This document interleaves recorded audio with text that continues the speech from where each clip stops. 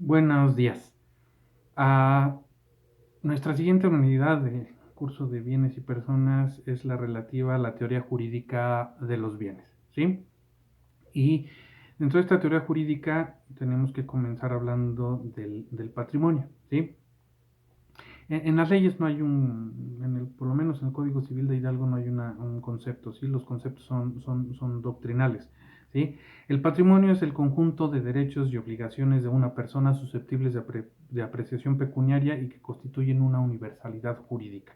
O bien, otro concepto que es conjunto de derechos y obligaciones de una persona apreciable en dinero, ¿sí?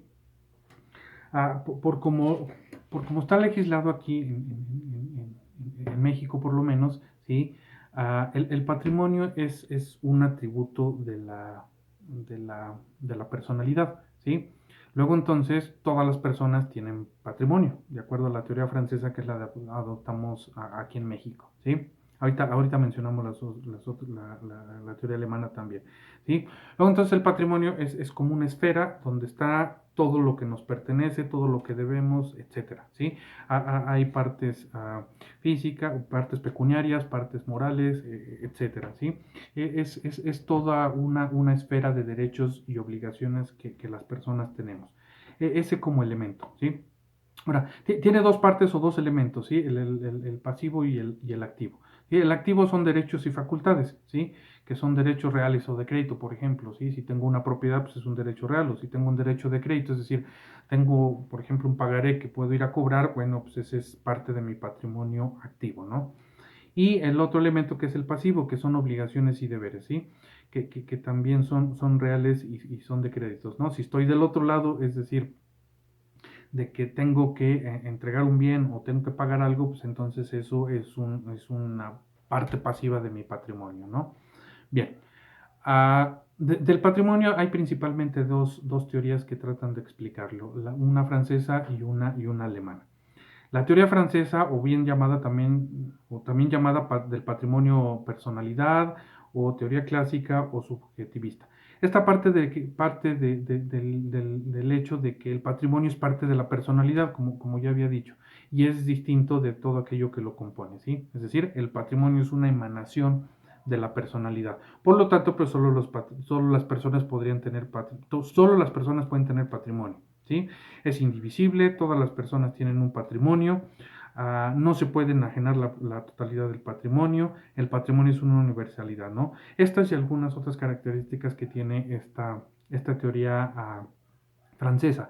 Y la teoría alemana, que es o la teoría del patrimonio afectación, ¿sí? Dice que el patrimonio, pues sí se puede dividir, ¿sí? Que no es universal, que se puede ir gastando hasta agotarlo, y el patrimonio se puede afectar, es decir, el patrimonio es como una entidad, como una esfera imaginaria, ¿sí? Donde caben derechos y obligaciones. Por lo tanto, los alemanes dicen que no se puede afectar como tanto el patrimonio, pero sí los bienes que están adentro de esa esfera, ¿sí? Es decir, se puede afectar el contenido, aunque no el continente, ¿no? Y dicen que el patrimonio sí se puede dividir.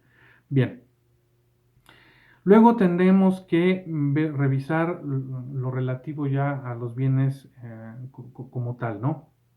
Bien, un bien es todo lo que es susceptible de apropiación y que forma parte del matrimonio, ¿sí? Tiene dos conceptos, hay dos conceptos de bien, el jurídico y el económico, ¿sí? El concepto jurídico de bien es toda aquella cosa que pueda ser susceptible de apropiación, ¿sí? Es decir, que podamos ejercer un derecho sobre algo. Y el concepto económico es todo aquello, un bien es todo aquello que pueda ser útil para el hombre, ¿sí? Es decir, solo se le llama bien a lo que es útil, a lo que es inútil, pues no, no. Bien. Ah, luego, el código tampoco hace una diferenciación entre lo que es un bien y lo que es una cosa, ¿sí?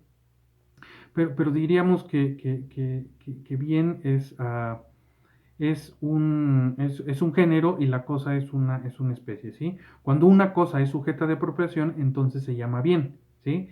Luego entonces los bienes producen un beneficio al hombre, las cosas puede ser que no lo hagan, ¿no? Ah, Y finalmente tendremos que revisar la clasificación de los bienes. Hay varias en los libros en la doctrina, ¿sí? Vamos a mencionar rápidamente alguna aquí. ¿Sí? Los bienes se clasifican de acuerdo a distintos criterios. Uno de ellos los clasifica de acuerdo dice que los bienes son corporales o materiales y incorporales, ¿sí? Los bienes, pues, los corporales, pues son propiamente los bienes que son materia de apropiación o que los podemos tocar, ¿no?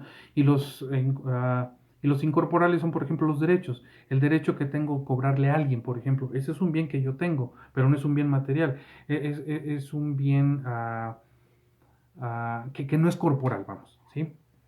También hay bienes muebles y bienes inmuebles, ¿sí? Los muebles son aquellos que se pueden mover de un lugar a otro, ¿sí? Por sí mismos o por una fuerza externa. En cambio, los inmuebles no se pueden mover sin alterar su naturaleza, destino o función, ¿sí? Un bien mueble que podemos mover, un coche, ¿no? No se altera su función, al contrario, para eso sirve, pero un inmueble, una casa no la podemos mover, ¿no? A menos que la carguemos o como en esta película donde le ponen a una casa muchos globitos, ¿no? Pero generalmente un bien inmueble no se puede mover. Hay bienes públicos y hay bienes privados. Los públicos son los que pertenecen al Estado y pueden ser de uso común o destinados para uso público. Y los bienes privados que pertenecen a los particulares y solo ellos pueden disponerlos, ¿no? Públicos, una carretera, un parque, o propios, pues todo lo que tenemos en nuestra casa o que está dentro de nuestro patrimonio, ¿no? Bien, luego también tenemos a los bienes mostrencos y los bienes vacantes. Los bienes mostrencos son bienes abandonados o cuyo dueño se ignore, y los vacantes son los que no tienen dueño cierto o conocido. ¿Vale? Luego tenemos bienes fungibles o no fungibles. Los fungibles son aquellos que son intercambiables o sustituidos por otros de la misma calidad, peso, medida o cantidad. Por ejemplo, el dinero, ¿sí? Si ustedes piden prestado un billete de 500 pesos, no tienen que regresar el mismo, pueden regresar otro, ¿no? No exactamente el mismo. Y los no fungibles que no admiten reemplazo y son individualidades, ¿no? Un perro, una casa, etcétera. Esos no son fungibles. Luego tenemos a bienes consumibles y no consumibles, ¿sí? Los consumibles son aquellos que se extinguen o se agotan por su primer uso, ¿no? ¿Sí? Y los no consumibles son aquellos que permiten un uso reiterado, aunque sí pueden llegar a consumirse, ¿no? Como por ejemplo una computadora o el motor de un coche, por ejemplo, ¿no? Y hay quien cree que también hay bienes semiconsumibles, ¿no? Que permiten varios usos pero se van deteriorando, como es la ropa, ¿no? Por ejemplo. Luego, tenemos bienes divisibles e indivisibles. Los divisibles son aquellos que pueden dividirse o fraccionarse sin alterar su naturaleza o función. Es decir, que el valor de las partes es igual o más que el todo. ¿Sí? Es decir, si algo lo dividimos y vendemos varias partes y el producto de esas ventas es mayor que si lo hubiésemos vendido estando solo unido, entonces es un bien divisible. Y los indivisibles, que no pueden dividirse sin alterar su naturaleza o función, porque el valor de las partes es menor que el de todo, ¿no? Una pintura, etcétera, ¿no? Un cuadro de alguien famoso, por ejemplo, pues es un bien indivisible, ¿no? Luego, tenemos a los bienes presentes y a los bienes futuros. Los presentes son los que ya existen, los futuros son los que existirán luego, ¿no? La cosecha, ¿no? Por ejemplo, de una cosecha va a pasar, ¿no? La construcción de una casa es un bien futuro, ¿vale? Luego tenemos a los bienes principales y a los bienes accesorios, ¿sí? Los principales son aquellos que existen por sí mismos y los accesorios son aquellos que dependen o están adheridos a un bien principal, ¿no?